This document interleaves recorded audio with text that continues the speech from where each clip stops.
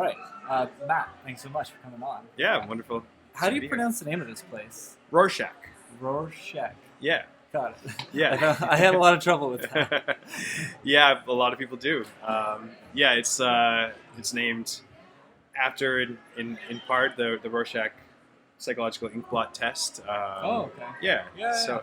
So the origin of that is that well, we were trying to come up with a name for this place, and the idea that we wanted to do, and part of the ethos of our beer, is that we want to kind of elevate the idea of beer, elevate craft beer in general. I mean, we talk about crafting recipes and like nuance and elegance in the kind of beers that we make, and so we didn't want to kind of just go with a name that was something obvious or something along the veins that a lot of people do, that's like either named after the town you're in or named after like an animal or like Eagle River or something like that, cool names, but like they're just... You could have gone Beach's Brewery. Yeah, there is one, so we couldn't have. Is there? Oh yeah. shit, I didn't know that. They're a contract brewery. They're really cool guys. Yeah. And they are about to set up a brew pub in the area, but they're a contract brewery at the moment, so they don't actually have a fixed location. But but they were started by Carl, I believe is his name, in the Beaches area. But yeah, so so we're trying to come up with something that's a little bit more nuanced, and we're just kind of like looking. I don't even remember when it was, but on the top of of my beer glass, I noticed like a pattern on the foam, and it kind of like reminded me of the Rorschach test. Huh. And I was like, okay, I just didn't even think of it twice, and then a little bit later, I was thinking about it again because we were having a hard time coming up with a name. Yeah.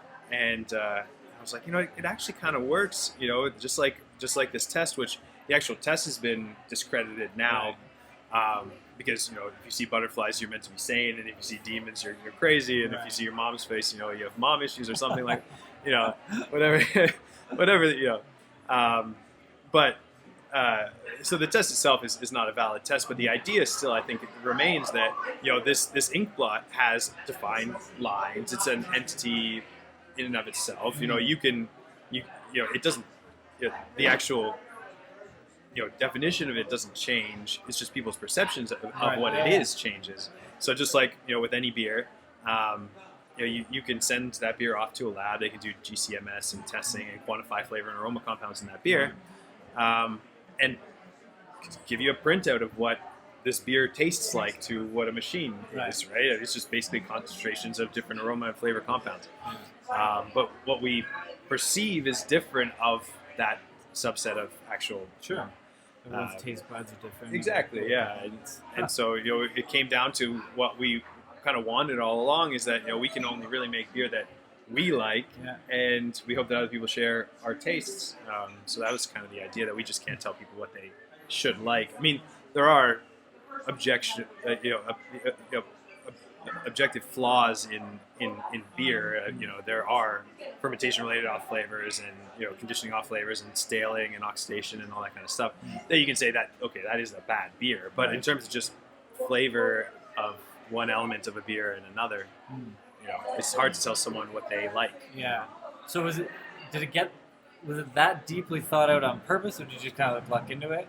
Because it feels so deep for beer, and I love that's really clever the way that it's all kind of tied into each other. But we were thinking for so long for a name, and the spark of it was luck. But when we were thinking about it and why we ultimately decided on it was of how deep we feel that it is, and how much it works with what we try to do with the beer too here,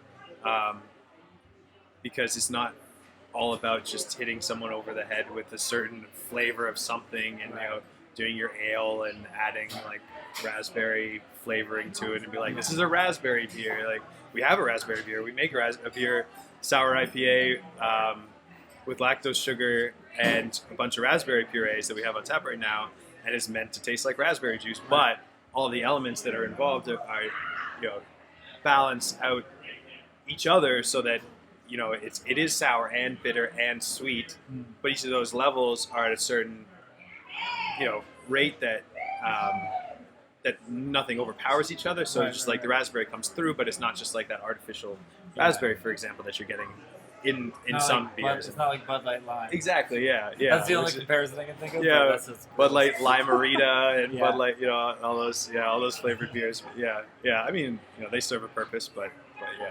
Yeah. And so, when did you guys open this spot? So we started construction in August 2016, and we officially, or our soft open was March 2017, and our grand open was April 23rd, 2017. Okay. Very cool. So, this is a French restaurant before? Yeah. It was Le Papillon. That's right. Yeah, so they still, they were operating Le Papillon on front. Yeah. And then the two owners split up. One of them continued to operate that restaurant. The other came here to this location and took what was in the front a 1917 farmhouse and a 1970s warehouse and built it into this restaurant space here back in about 2008. So they built it all into one building. They put up a patio on the rooftop, and they went through a lot of trouble with permits and all that, trying to, drastically change rooftop permits in Toronto. Yeah, So they went through a lot of trouble to change that. We had our own, difficulties putting the actual brewery space in. Right. All the equipment and all that. Yeah, it was equipment. It's a really tight space. There was some zoning issues which we had resolved, but yeah, it took us about 6 or 7 months from the day we started construction till when we soft opened, anyways. So. And so each of these giant tanks, this is where I make one flavor of beer. Essentially, I'm kind of ignorant to the process. Yeah, no, it is. Yeah, each of these are, these 4 here on our side here are fermentation tanks. We have 6 fermentation tanks, so there's another row on the other side. Okay. The 2 in the corner on the other side, those are bright tanks, which are the conditioning tanks. So when the beer is finished in one of the fermentation tanks, we transfer it over into the bright tank and package it from there. We'll condition it a little further. We'll carbonate the beer and we'll package it from there. So these are where the bulk of the brewing process. Well, I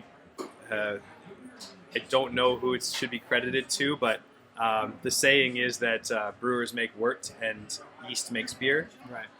So the brew house is to the back of us there, which we do like an 8 or 10 hour brew day. We extract the sugars from the grains, we boil it, add hops to get some bitterness, cool it down, and then transfer it into one of the fermentation tanks. Got it. That's where it ferments for usually about 1 to 2 weeks, sometimes longer if it's a lager. We'll condition it in the tank for a little while also, just to make sure it's not green still and like young. So all the flavor kind of rounds out a little bit, and then we transfer to the bright tank to condition it back. Got it. And so what's from the time you're cooking everything down, it's a month?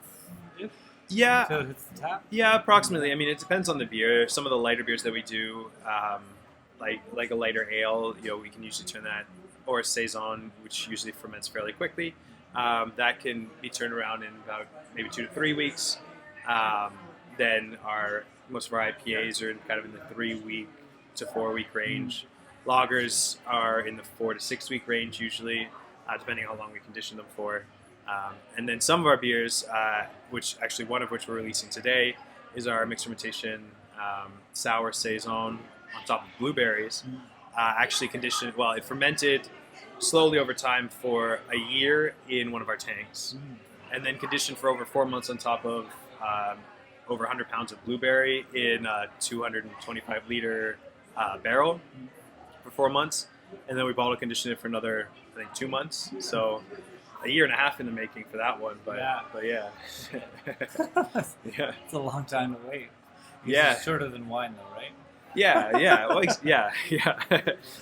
It's with some of those beers that you can have the initial fermentation done fairly quickly by the more active yeast, but all the kind of flavor and complexity comes out over time as the less active yeasts create a little more nuance and give a little more of that funky kind of stone fruit, hay, barnyard kind of notes to it. And then we need to let it, when it's conditioning on the fruit, it has to re-ferment out all the sugar as well, so that we don't have a sweet beer. We want it to still be dry and tart. and then just bottle conditioning itself is another process, an old world process, but ultimately I think it results in longer, like a greater longevity of the beer after it's packaged, because all the oxygen is consumed within the bottle, so you don't have to worry about dissolved oxygen and staling as well. And it's more of a natural product. It feels like, anyways, when we bottle condition a beer. So we like to take our time with those, and they're a little bit more expensive, of course, for us to make, and thus as a price point. But, sure. But I think those are the beers that ultimately I think are the greatest examples of craftsmanship, I think, and time, because it takes so long to make something like that, and there's so much unpredictability. In that time, it can go in any direction, really. In theory, you can.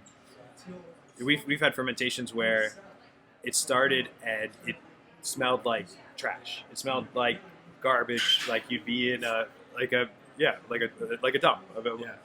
And we've done enough that we know that sometimes that just happens early on, if we're maybe underpitched the yeast and the yeast isn't active enough, and some other bacteria kind of starts to take over. But we know that if and when the fermentation actually takes off, it actually can take some of those off flavor compounds and convert them into more interesting flavor compounds. You can take something that's a chemical compound that maybe smells like stinky feet or vomit or Parmesan cheese, and that can be converted through fermentation by Brettanomyces, which is a wild yeast, into like a pineapple kind of an ester note or stone fruit. Yeah, it's so weird. So much science, eh? It is. Yeah. That's crazy. And the craft brew thing, like, it seems like it's still very on the rise. Like, there's just popping. Like, you guys must see it popping up everywhere. Right? Yeah. We when we opened, there was Radical Road, who had just opened, I think, about maybe 4 or 6 months before us on Queen, just about a 15-minute walk from us, and there was Left Field, Heard of that, who had been around for at least a couple years before we had opened. I think they just celebrated their 6th anniversary, but I believe 2 of those years they were contract brewing. So I think, so I think they were open about 2, maybe 2.5 years before we started. So they were like the main East End brewery for the longest time. Yeah. And I guess everyone kind of saw that, and people on the East End, were looking, and we're like, okay, well, you got like 10 or 15 breweries on the West End. There's a lot of people here out on the East. There's opportunity for a brewery here, and so we saw that, and we always wanted to open up on the East End here. So we were looking for quite a while. We finally found this place, but it seems like just after we opened, Godspeed opened, Eastbound opened. Now there's Aveling that's opening up. Black Lab opened up just down the street. That's not true that there was only one East End brewery. I forgot about Louis Cypher. They're up on the Danforth. It doesn't feel like quite East as End. East End. That's like Scarborough, right? Yeah. It feels like that. I believe they opened up around the same time that Left Field had opened up. So those two were opened up around the same time. And then there's Muddy York, which is up near O'Connor and Eglinton, so a little bit further east, but and further northeast. But those guys are great guys too. And we met with them. They were open up a couple of years also before we opened up as well. So what's the community like? Is it like everyone plays pretty nice? Everyone's kind of supportive? Yeah, it is. Yeah, very much so. We actually are all on the East End, and I mean we're friends with breweries on the West End as well. But all on the East End, we have an East End Brewing Collective. So it's called the Toronto East Brewing Collective, TEBC, and we meet once a month. We discuss just different events that we can put on. We've done some tap takeovers at a bunch of different bars and restaurants here on the East End. We have organized some tours as well, and we're talking about doing some festivals as well this year. So it was our first year last year that it was started. It was started by 2 Daves, Dave from Eastbound and Dave from Muddy York, two great guys. They pitched it to each of us over a couple months before just to see if everyone was on board, and everyone of course was, because I think the biggest thing for us is to get awareness about beer here on the East End, yeah, it's just been great. I mean, I think we've collectively worked together to create awareness for everyone in the group, and now we're doing a bunch of events that people reached out to us as a group to be able to participate in. We did the Royal Agricultural, like the Royal Winter Fair, in the winter. They reached out to us as a group so that we were all represented in their beer fest that they did at that time. We're working with Dixon Hall for Dixonlicious, which is a charity event, and we'll be the only brewery suppliers available at the event. And that's good. Yeah, people like to drink at festivals. Yeah, that's perfect. And we were reached out by the Wolfpack to have a tent out there for all of their games. So we'll rotate all the breweries in and out. Yeah, it's great. On I believe Saturdays for their games. So. Perfect. Yeah. Did you ever done the Leslieville Beer Fest? Yeah. Yeah, my friend Ruben was one of the. Oh, nice! Did you know Ruben? Yeah. I've met him a couple times. Yeah, we did that the past couple of years.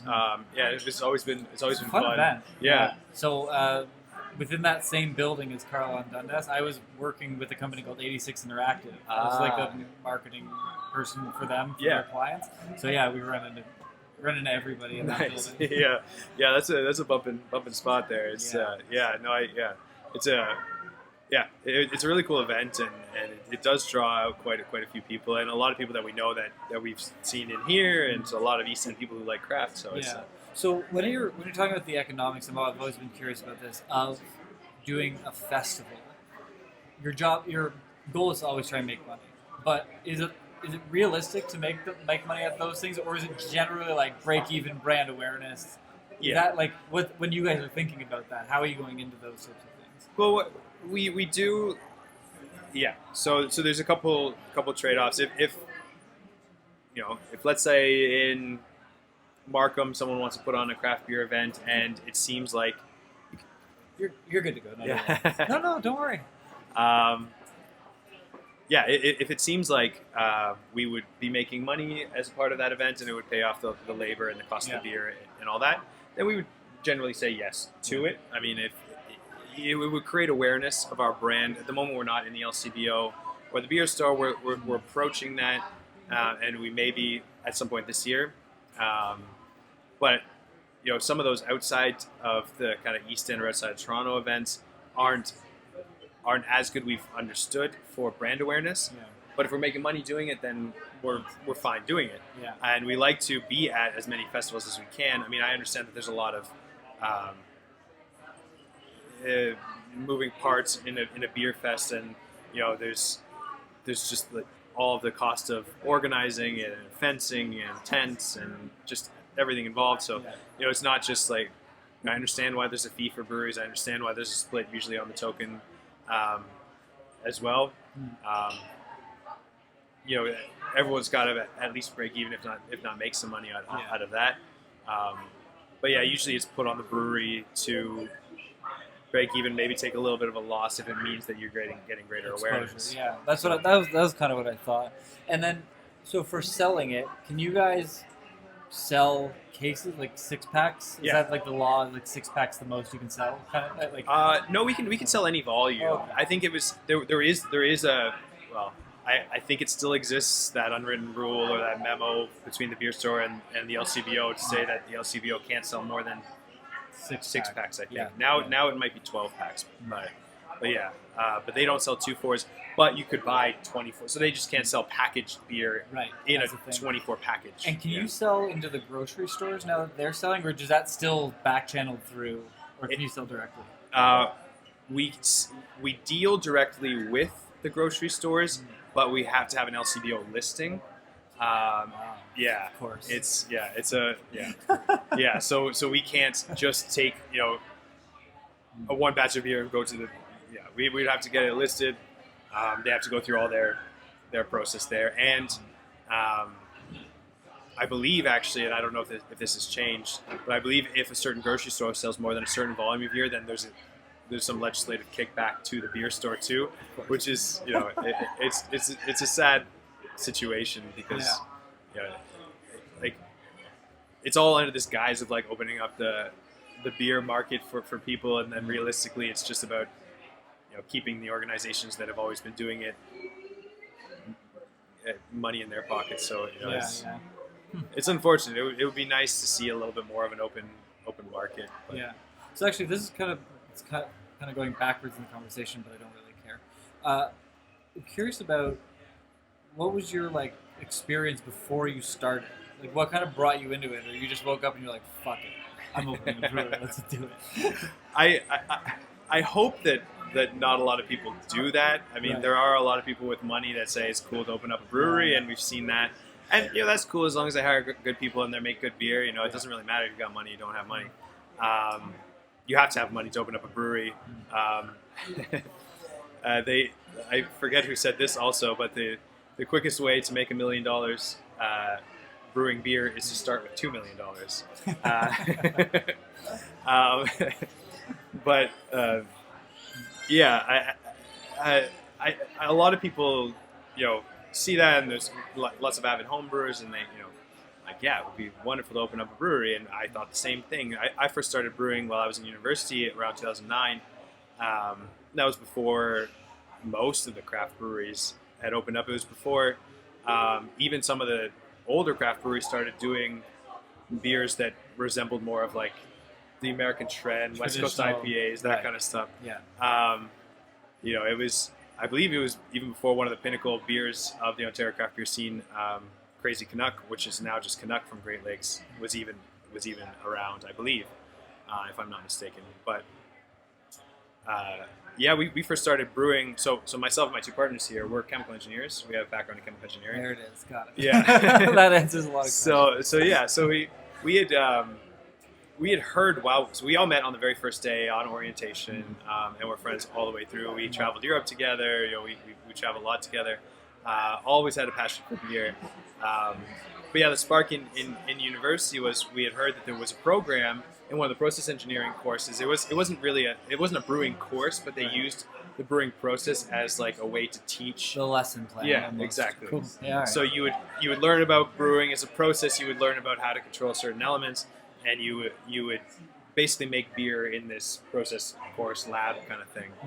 It was canceled at least several years, if not 5 or 10 years before we started. But I forget who even told us that, but that was the first spark in our minds that you could even make beer at home. Right. And then very shortly after that, I was in my grandmother's house. I was down in her basement. My grandfather, who had passed away around when I was born, he used to make beer and wine, actually, back in the 70s and 80s, really, in their basement. Yeah. And I didn't know that. I saw the few pieces of equipment that were left, and I was like, is that what I think it is? Like, he's either cooking meth or beer. Yeah. I mean, apparently the beer that he made, as my grandmother said, I mean, they both immigrated from Germany, and he couldn't get German beers, so he wanted to try to recreate it. My grandmother said that he didn't do a very good job doing it, but I think that's the do-yourself attitude, that kind of stuff, and just try to be able to have control over what you're doing. But I saw that equipment, and that was the other. So I took what I could salvage. Really, there was a bunch of old tubes and like hoses and stuff that were all really brittle and you couldn't use. But there was a big demijohn that I fermented my first probably like 10 or 12, 15 batches with before I realized how cumbersome and difficult it was to clean. And it was like a good, 40 or 60 liters or something like that, like a big vessel. And usually you're only brewing like 20 liters at a time for most of the recipes on a homebrew scale. So it was just a pain to deal with. But yeah, we started brewing because we wanted to make cheap beer because we were in university and we didn't want to pay for beer. And we would go over to the pub across the street and pay $10 or $12 for a pitcher of kokanee. And then, if you want to drink it home, you have to pay like 20, I don't know if it was still $1 a beer then or not, but you're spending like 25, $30 for a 2-4 macro beer. And so we started to look into it. I had this equipment, and Chris and Moll, my other two partners, we all kind of got together and we're like, okay, well, you know what, I think it's nice to be able to make beer just in general, but if we we can spend like 20% more on ingredients and actually have a beer that's 2 or 3 times as good. Yeah. So the first beer we ever did was a double IPA. It was the only time we ever followed a recipe, which was our mistake for the next several batches. But for that batch, it turned out really nice. Maybe we didn't even know what nice was really at that point, but we loved it. We're like, shit, this is amazing. Like, I thought in my head, like, wouldn't it be cool to open up a brewery? And then all those like dreams came crashing down after the second batch where it got infected, and we tried to do this weird banana porter thing, and like just some crazy ideas. And then we tried to do a maple bacon beer, and it's just like the weirdest shit you could think of. And no wonder it turned out pretty bad. Like, it was drinkable, but it wasn't good. So yeah, I mean that's kind of the origin. Then we kind of like did more research, learned, tasted more beer, which is the biggest thing. I mean, you have to know what you like, and then you kind of deconstruct and see how they got to that point, and then you take the elements that you liked out of that beer and then apply it to what you want to do. So that was our biggest kind of learning process. But That's chemical engineer. Yeah. And so the spot that you're in is an interesting spot to be in. Yeah. It's kind of in between a bunch of stuff, but it's kind of right near the beach. Like, how do you guys have any like issues or bit of trouble with like foot traffic? I mean, in the summer it's got to be nuts. Yeah. We so in the wintertime we definitely do. We're in this weird spot where there's a lot of breweries in small towns and a lot of breweries as destination breweries. Cowbell is one, for example, in Blythe that isn't really close to anything. Bench is another example in Niagara-on-the-Lake or around that area in Beamsville, where that when you're going there you have to drive, and all the people that are in that area all have cars and all drive, so it's not a big deal if you're driving 5 minutes or 15 minutes. What's a big deal if you want to go to that spot? Whereas what we find in the wintertime here, at least for the first couple of years, and it's been growing, but it's first, like, people would say, oh, I've been meaning to come to you, but either they're on the west end, it seems far because you have to take transit. Really, if you have a car, it's like 15, 20 minutes, but you're taking transit, it's an hour, it's hard to get out here. So that's kind of hard on weekdays for us sometimes in the wintertime. And even people kind of in the area where you can walk, you're up on Girard or something, like you walk 5 minutes and you can get to great spots, Lake Inez, or even Godspeed is a brewery there, many other great locations. But you can walk for like 5 minutes and get there, or you walk for 15 minutes in minus 20 weather. You're like, all right, well, I understand that. But yeah, in the summertime we do get a lot of traffic. We have our rooftop patio as well, so that's great. We get a lot of traffic after volleyball games Monday through Thursday. A lot of people come there, and yeah, just generally throughout the week, because then if you walk in 5 minutes or 15 minutes, it doesn't really matter. Yeah. At that point, because an extra 10 minutes of walking, you get some exercise, you have some beer, you're not worried about freezing. So I mean, that's kind of been it's been growing. I mean, I think it's just about that first spark getting some people in and knowing, and then like having that be us be like one of those like go-to spots, or that they know, like, okay, well, I'm going to walk an extra 10 minutes, but I know I'm going to really enjoy myself. So it's worth that extra 10 minute walk in the wintertime.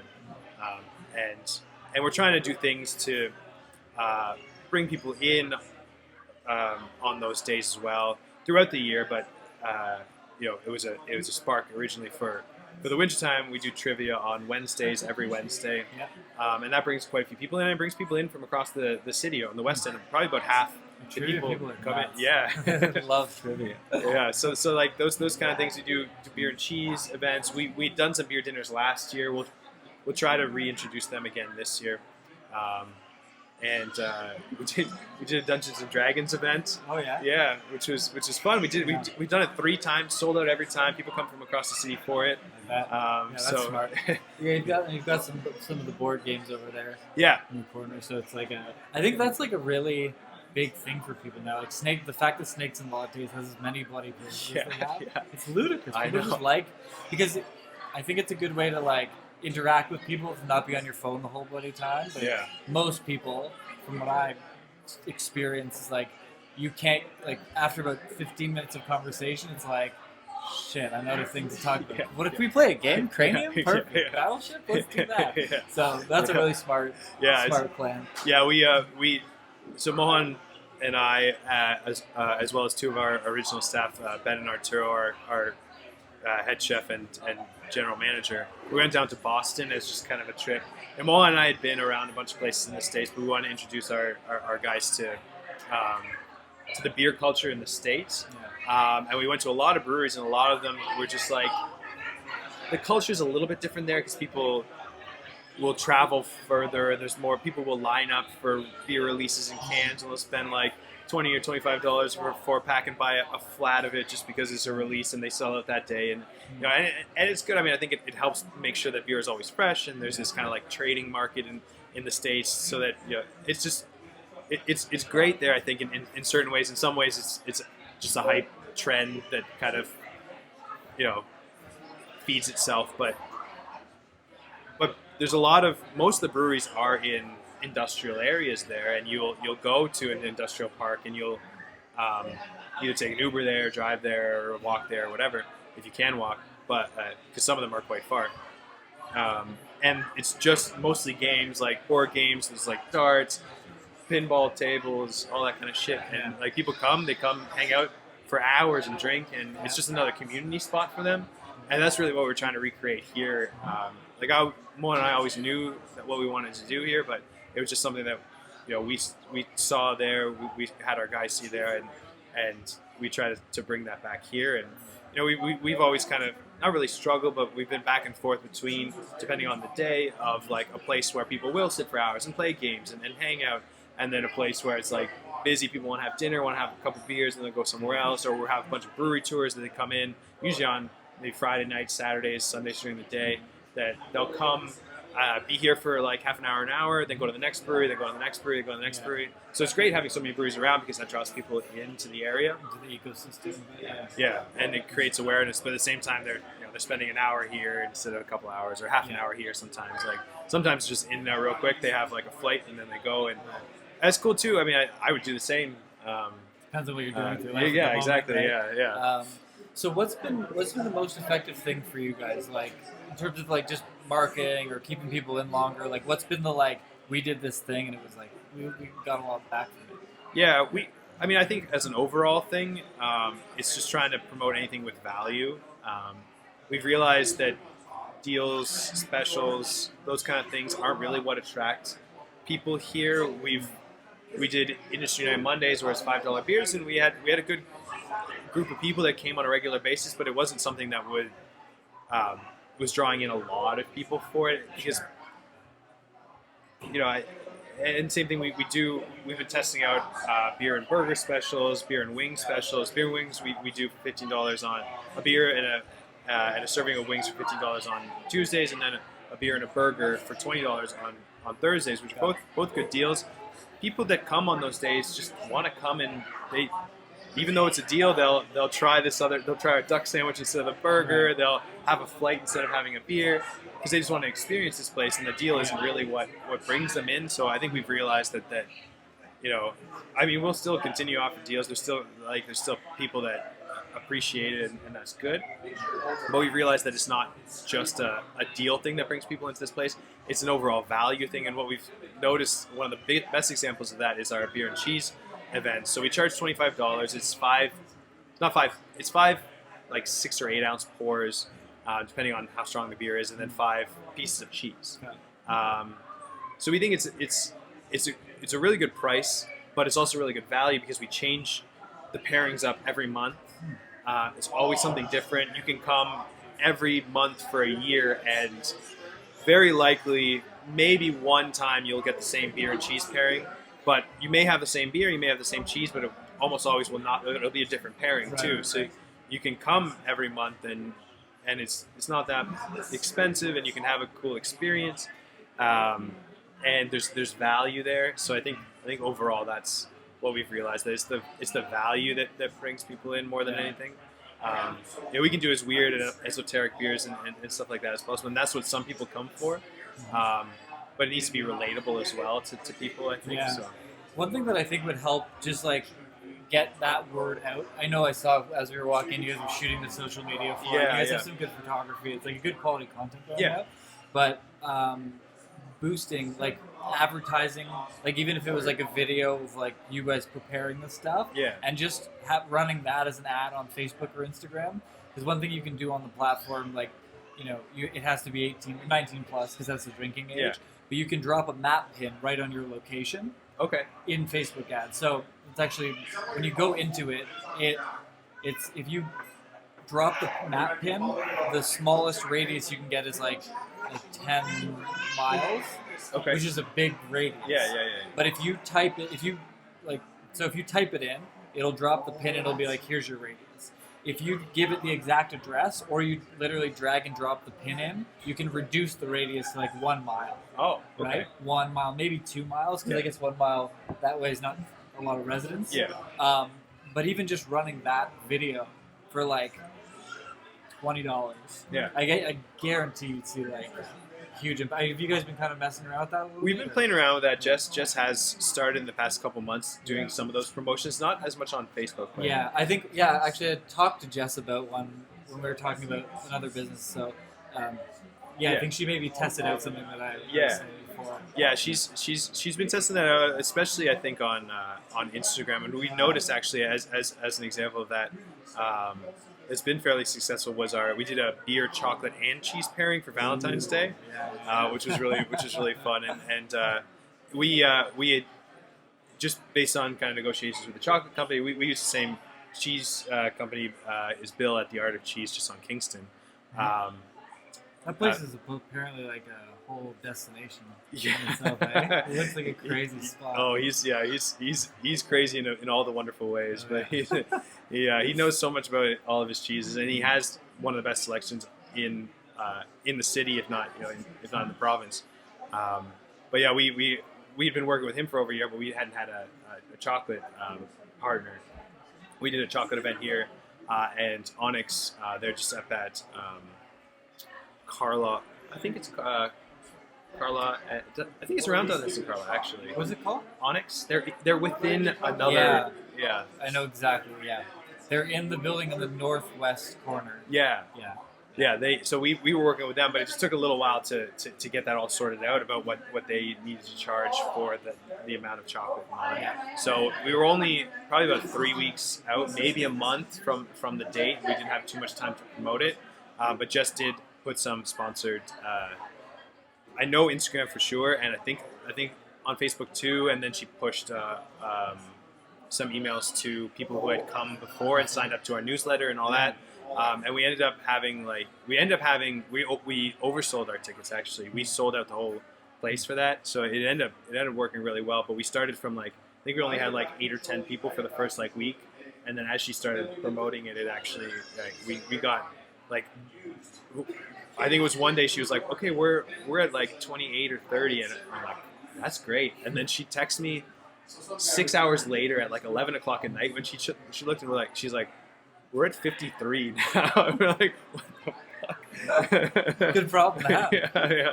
So it was cool. It was a really fun event. But yeah, I think those kind of selected target and promotions. I think that's something that we're really trying to improve on.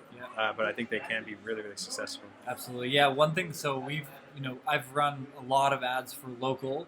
I've run a lot of ads in general. I was trying to calculate it the other day. I think just on Facebook, Instagram alone, I think I've personally spent over $1 million.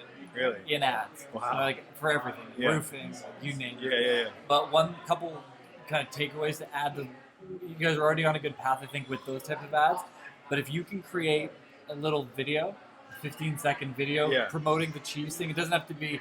So the best ads that run all the time forever. Yeah. And they can run at a really, really low budget. So if you run an engagement style ad on Facebook, you can run it at $1 a day.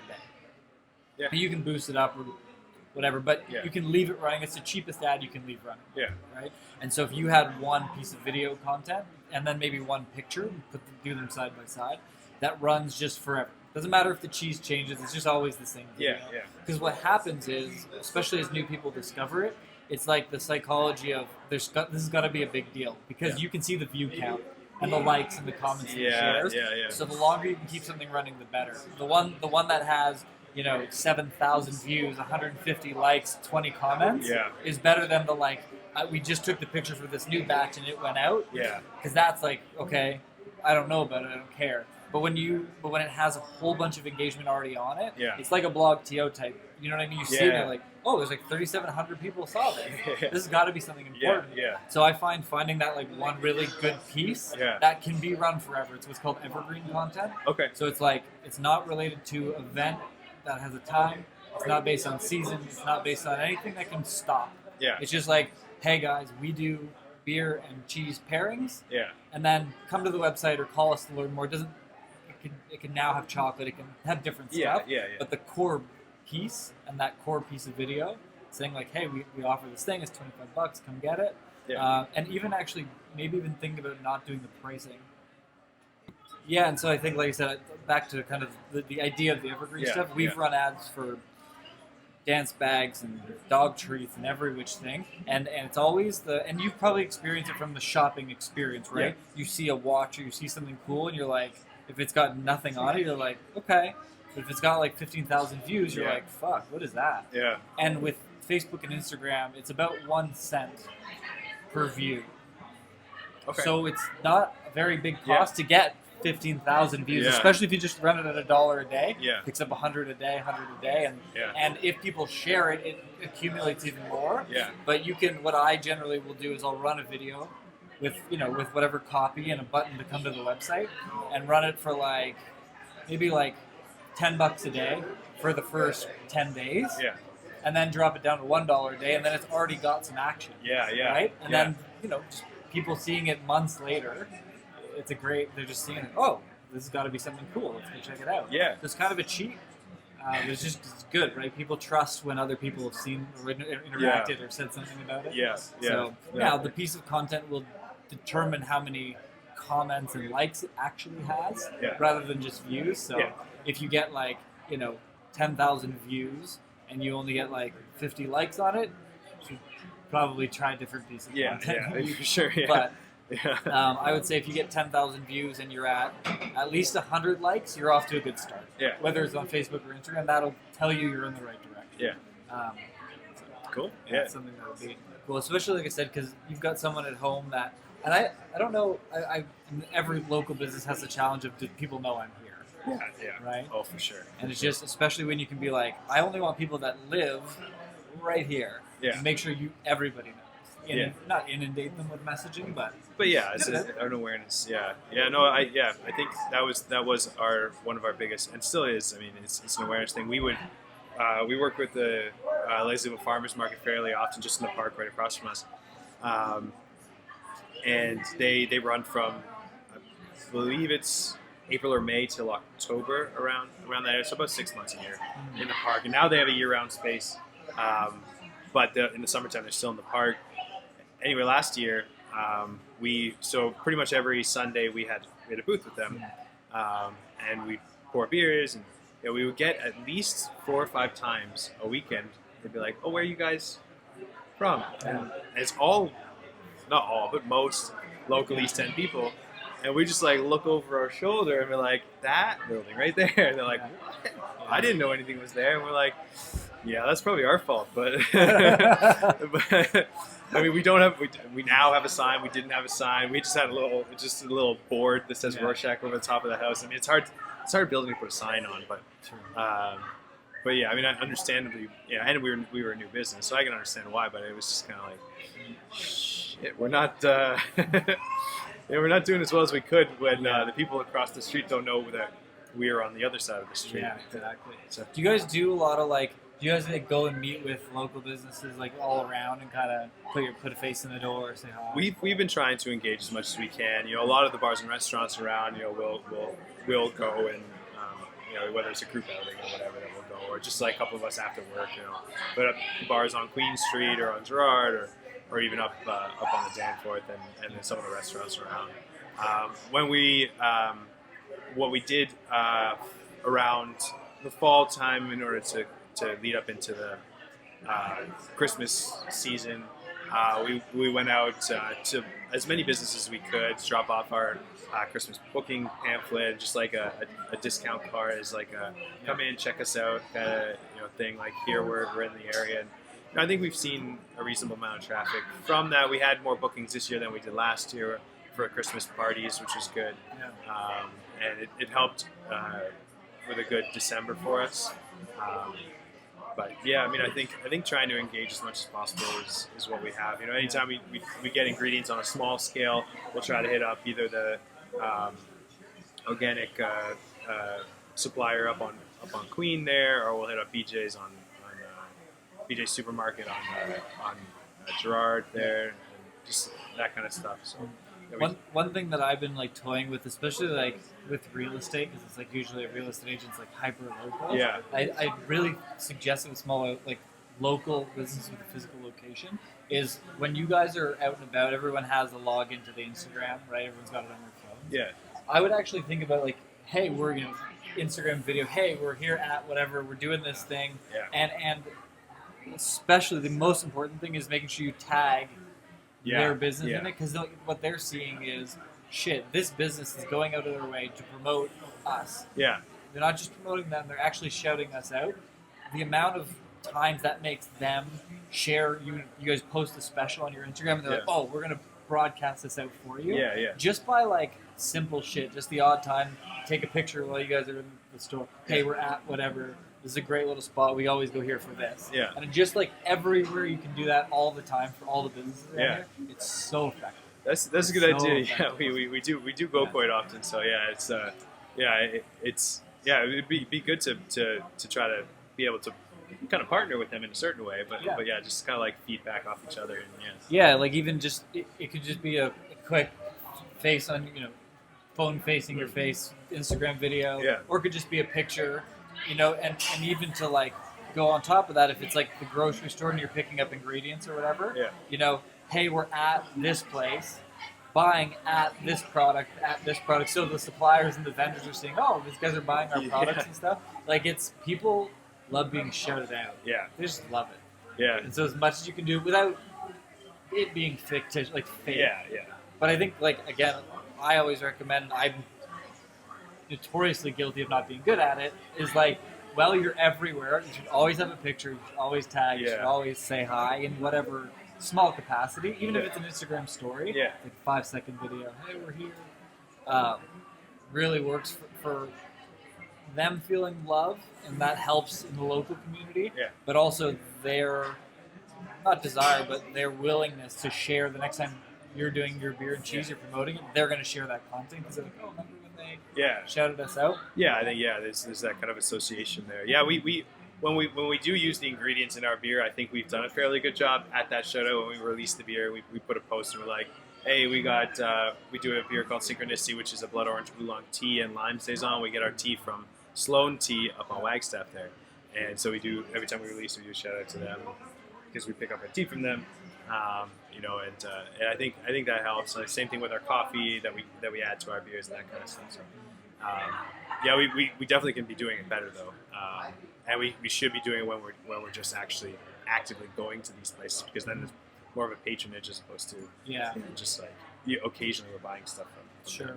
Well, one thing from the training side of our company, what we often see is, and like you guys do put out good content, but I'm just talking about kind of the broad strokes what we see.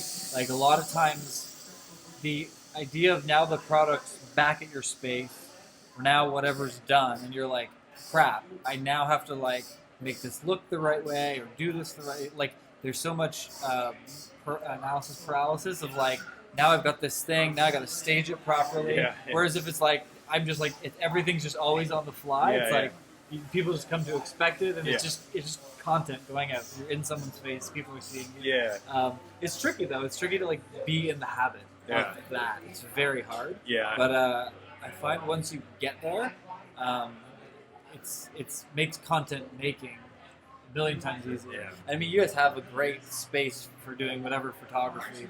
You have the advantage of, where a lot of companies don't have that actual space where you've got big pieces of equipment and food and booze and different cups and like it's like an endless supply of pictures. And you guys, the photography that you guys are using is really, really good. So that's I would keep moving in that direction. I don't think there's anything that really I'd recommend changing there. It's just kind of the Instagram story thing is a cool place to play. Yeah. Kind of choppier, shorter, fast burst content. Yeah. No, we've been trying to push that a little bit more. There was a stretch where I was trying to get in the habit doing it, once a day and trying to hit it. But I got in that habit for a little bit, and then I lost it, and I'm like, I need to start working again. Out. Yeah, it's like working out. Once you gotta lose it a bit. Yeah, and then you're like, oh, I forgot for a couple of days, and then you do it a couple of times, then you forget for another couple of days. Okay, I need to, Yeah, and I mean, I think, like, especially with stories where even the existing followers, right? I mean, Instagram is still pretty hot. Like, you post something, and a high percentage of your fans still see it. Whereas Facebook's very low now. But stories are just like, and live is like, you get right to the top of the funnel all the time. And the more consistent you can be. So we've tested against, like, Instagram stories 4 times a week, or like a bunch in one day and then nothing, and then one Instagram story, but every day one like little thing, and that. So what happens is, especially if someone's following a lot of people, the ones that post the most, not volume, but consecutive days, will generally get pushed closer to the front of somebody's list. Okay. Almost always. Okay. That's what it is now anyway. Yeah. We're finding. Yeah. And so like, my recommendation is if you've got an event, you can probably get 10 different stories out because you're following the day. Yeah. But also, if you can kind of have like one, even if it's like really short, even people are cheating it now, right? They're making their post in their story. You can, so if you make your post, you can share it to your story, and it's like, hey, new post, and just write a little thing about it. But it at least keeps you up there. Keeps it up, And having one thing go out a day has been really good for keeping you at the front of people's feeds. Yeah. So it's just something we've noticed. Yeah, no, that's good to know. I know there's certain algorithms, and unless you test it out, you don't know exactly how they're pushing certain things, because it's not just. I knew they moved away from just like the chronological order and so. Yeah, it's always being tampered with now. It's very hard to predict. In fact, Facebook now, like when we're creating content for that, we're anticipating 0 people see it, always forever.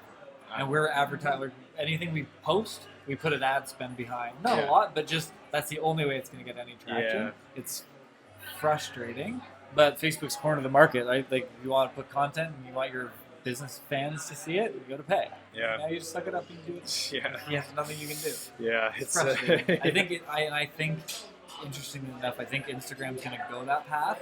I think in the next couple of years, it's going to be like your audience is going to see under 10%, and then you're going to have to pay to play to get attention there. But it is what it is, right? It's a free place to market yourself. Yeah. So you play by their rules. Yeah. So. Yeah. No, it's true. Yeah. I mean, it's a lot. I think you can hit a lot more targeted people, of course, than it. Well, I mean, like a billboard, okay, but what's that really? Yeah, and the cost versus going into producing actual content and boosting it is so much cheaper. Yeah. Oh yeah, for sure. For sure. Yeah. No, I think I'm always surprised. Like, I mean, you're all going to see like the McDonald's of the world put out billboards. I think anymore nowadays, but yeah. It's interesting how things have changed. I remember actually. Full circle back on Papillon, as we were talking before. I was having a conversation with Paul, who was one of the owner who moved over into this location, and he was talking about when he put up a billboard on Papillon, and he was saying it was so successful for him, and that was in the 80s, I think. There was no social media. There was no mobile phones. I mean, there was nothing at that point, and I'm sure it was very successful for him, but in a completely different way, a different market. But it's kind of funny that having that conversation come full circle, because I do remember him talking about how successful the billboard was for him, and I'm sure it was, but in a completely different time. So one other, just my kind of only other, I had one other idea that I came up with as I was driving over. There's a lot of, like, this is a great spot, especially the wine and cheese thing. It's a great, like, what to do this weekend, date ideas, that type of stuff. And while Google AdWords, where you're paying for the search spot on the search page, is a little bit expensive and probably not going to net anything positive for you, like, I'd say if someone's looking for breweries and you're not coming up on Google, you may want to pay for that space. Yeah. Because you can also segment that so it's only geographically. If you're not in this area and doing the search, it doesn't show up as well. Yeah. But one thing, especially if you've got a little bit of video content, is YouTube ads now have the ability to show an ad based on the search term on Google. Oh, okay. So if you take that a step back, it's like someone looking for date ideas in Toronto. The next time they're on YouTube, it's serving them a piece of content based on the search parameter. So if you've got your keywords, they might be too expensive as a click on Google for you. Yeah.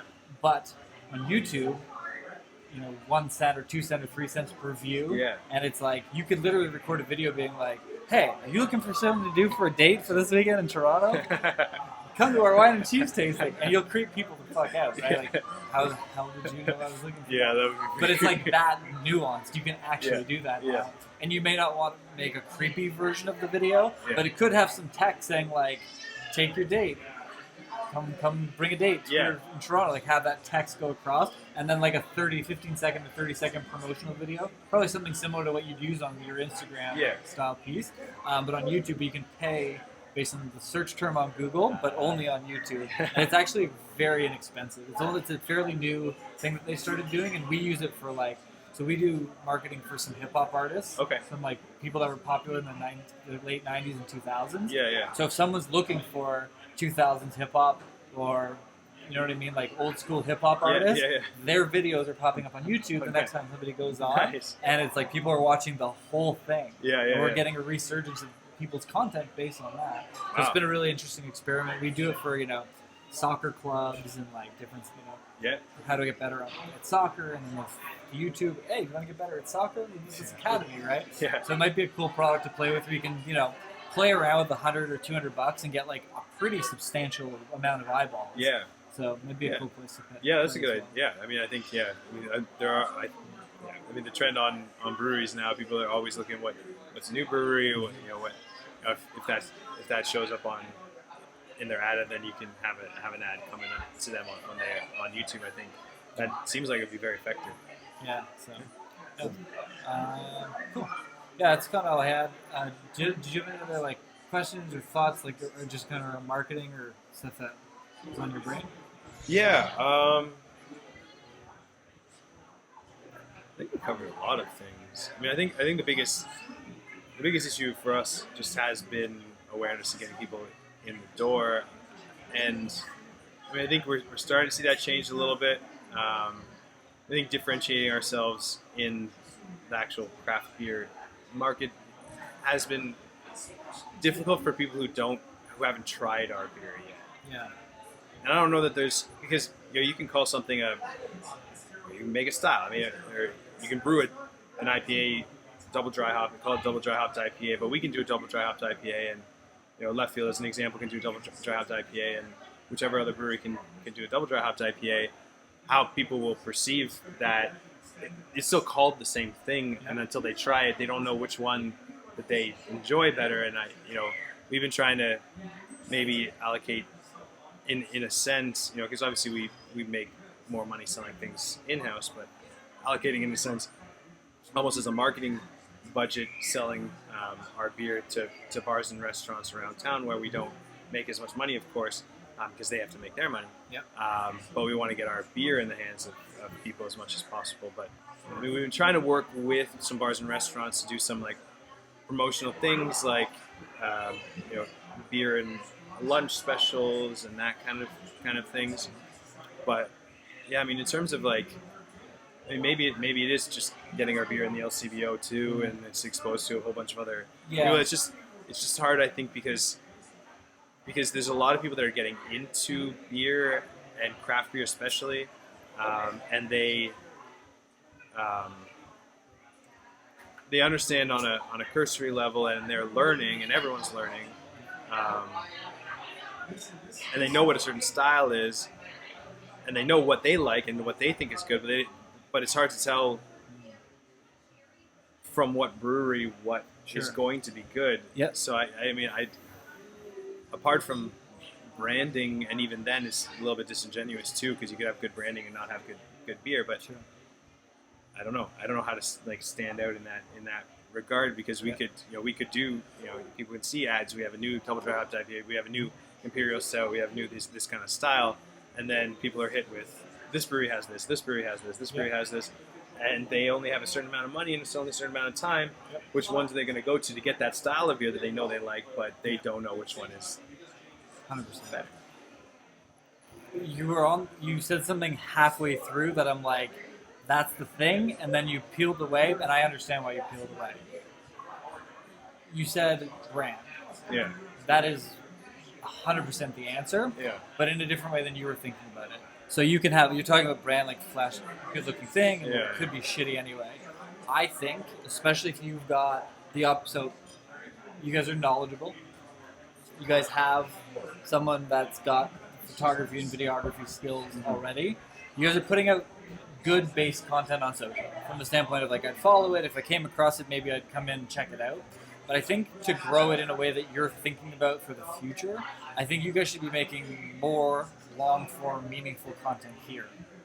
Because you're right, everybody could make this raspberry, whatever. 100 guys could make it. And the only thing that separates you from being the commodity of the raspberry thing that everybody else does is some connection with you, or with you guys, or your team, or your space. Yeah. So I think you guys should think about how can we be putting out.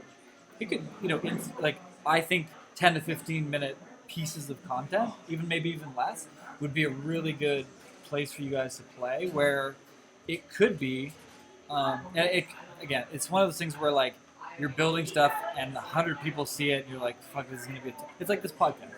I've got like I don't even know, but like under 50 subscribers on YouTube. But I'm driving ads and I'm driving people to it, and as they listen, it's getting shared and it's moving. Yeah.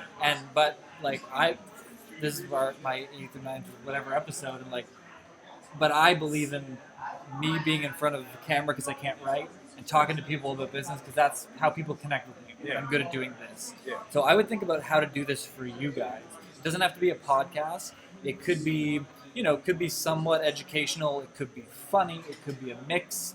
It could be like cooking instruction. It could be like behind the scenes of what's going on. Yeah. It could be how to do this at home. Yeah. I really think if you taught people how to make good beer at home, it would inspire them to be like, oh, but that's. And you might get people that make their beer at home and they're like, well, fuck, I don't need to come to you. I got my beer. But you're gonna get a lot of people that are like, hey, you were the medium that let me try it. Yeah. So I'm gonna come try you because I trust you and I like you and I saw your face and I connected with you in a branded way. Yeah. So I think building your brand around some form of content, I don't know what that looks like for you guys, but like you've got any downtime during the day, you could have like different suppliers come in and you could do like little segments on like, how to taste lagers and how to like sommeliers, like how do you taste this type of beer? Yeah.